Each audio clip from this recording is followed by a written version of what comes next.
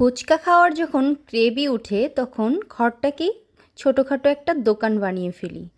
উফ, কথা বলতেই পারছি না, কী যে স্বাদ, অসাধারণ। আগে খেয়ে নেই বাবা, তারপরেই কথা বলবো। তো হ্যালো এভরিওয়ান, আসসালামু আলাইকুম। আশা করি তোমরা সবাই ভালো আছো। আর কুকিং হাউজের পক্ষ থেকে তোমাদের সকলকে স্বাগত জানিয়ে আজকে নতুন একটা ভিডিও শুরু করছি। আর আজ বানাবো নিজের হাতে ফুচকা। তো চলো দেখা যাক কিভাবে বানাই। তো প্রথমেই আমি বুটটাকে 4 ঘন্টা ভিজিয়ে রেখেছিলাম। আর এখন আলু কেটে নিয়েছি। তো বুটটা আর আলুটা আমি সেদ্ধ দিয়ে দিব প্রেশার কুকারে, খুব তাড়াতাড়ি হওয়ার জন্য। এবার এখানে আমি 1 গ্লাস পরিমাণ পানি দিয়ে দিব। পানিটা আপনারা আপনাদের বুট যতটুকু তার পরিমাণ অনুযায়ী দেবেন।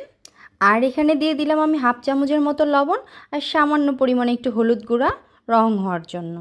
এই তো সিদ্ধ হয়ে গেছে আলু বুটগুলো। এবার আমি একটা বলে সেদ্ধ আলুগুলো ঢেলে নিচ্ছি। এবার আমি আলুগুলোকে ভালোভাবে ম্যাশ করে নিব।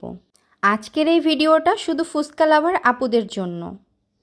যারা ফুচকা খেতে ভালোবাসে তারা এই ভিডিওটা দেখে বানাতে পারেন বাসায়। তো আলুগুলো ম্যাশ হয়ে গেছে। এখানে আমি চটপটি মশলা দিয়ে দিলাম 2 চামচ। আর মরিচ গুঁড়া, মানে এটা শুকনা মরিচ ভেজে নিয়ে গুঁড়া করে নিয়েছি, সেটা দিয়ে দিলাম 2 চামচ। আসলে ফুচকাটা আমার একটু ঝাল ঝাল ভালো লাগে। আর টকের মধ্যে আমি পানি দিয়ে দিলাম। আর এখানে আমি কাঁচা পেঁয়াজ, কাঁচা মরিচ দিয়ে দিলাম। আর যে বুটটা সিদ্ধ করেছিলাম সেখান থেকে আমি হাফ চামচের মতো বুট দিয়ে দিলাম। আর 1 চামচের মতো লবণ দিয়ে দিলাম। দিয়ে এখন ভালোভাবে আলুটাকে ম্যাশ করে নিব। পুরো আলুটা যেন মশলাগুলো মেখে যায় আর দেখতে যেন একটু ইয়ামি হয়। তো এই তো আমার আলুটা মাখা হয়ে গিয়েছে। এরই মধ্যে আমি টকটাকে গলিয়ে নিচ্ছি। তো এই যে ফুচকা, আর এই ফুচকাগুলো একদম হাতে বানানো, বাসায় তৈরি। তো আমি ফুচকা বানানোর রেসিপিটা একদিন আপনাদের দিয়ে দিব। তা এখন আমি একে একে ফুচকাগুলো ভালোভাবে ভেঙে নিচ্ছি মাঝখানে, আর আলু ভর্তাটা এখানে ভিতরে দিয়ে দিচ্ছি।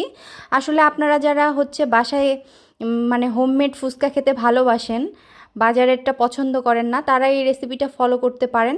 ইনশাআল্লাহ আপনাদের ভালো লাগবে। তো এই তো একে একে আমি সব ফুচকাগুলোর ভিতরে আলু ভর্তাটা দিয়ে দিচ্ছি।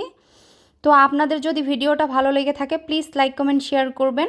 আর যারা আমার পেজ থেকে দেখছেন ভিডিওটা, অবশ্যই পেজটা ফলো দিয়ে রাখবেন। আর যারা আমার ইউটিউব চ্যানেল থেকে দেখছেন অবশ্যই চ্যানেলটা সাবস্ক্রাইব করে দিবেন। তো এরই মধ্যে আমার ফুচকা হয়ে গেছে বানানো। এখন আমি টকটা তৈরি করে নিব। টকের মধ্যে আমি একটু বুটের মানে ঝোলটা দিয়েছি আর সামান্য বুট দিয়েছি। আর এখানে টক দিয়ে দিলাম পরিমাণ মতো। তো এখানে আমি চটপটি মশলা দিয়ে দিচ্ছি 2 চামচ।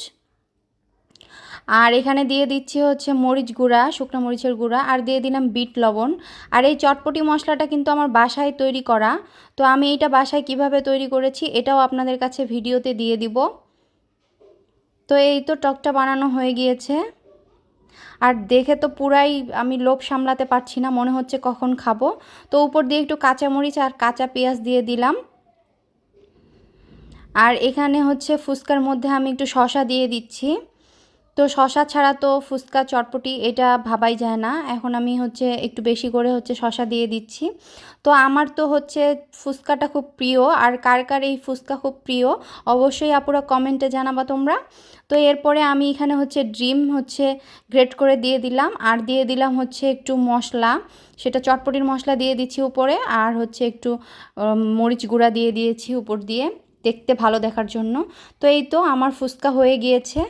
তো আপনাদের কাছে যদি ভিডিওটা ভালো লাগে থাকে অবশ্যই লাইক কমেন্ট শেয়ার করবেন। আর ফুচকা বানানো কেমন হয়েছে এটাও আপনারা কমেন্টে জানাবেন। আর ভিডিওটা যদি আপনাদের ভালো লেগে থাকে এইভাবে বাসায় তৈরি করবেন। বক বক করতে করতে একটা কথা তো বলতে ভুলেই গিয়েছি। মা কছিলাম একদিন, এ মা টিফিনে টাকা দে, ফুচকা খাবো। মা তো কইই দিল ভাত খাবি না ফুচকা খাবি। আমি কছিলাম যে আমি ফুচকাই খাবো বাবা, ভাত লাগবি না। মা রাগ করে সেদিন আর ভাত দেয়নি, না খিলাই রাখছিল। তো আমি এখন ফুচকা খেয়ে নিই, পরে কথা হবে। আল্লাহ হাফেজ, আসসালামু আলাইকুম।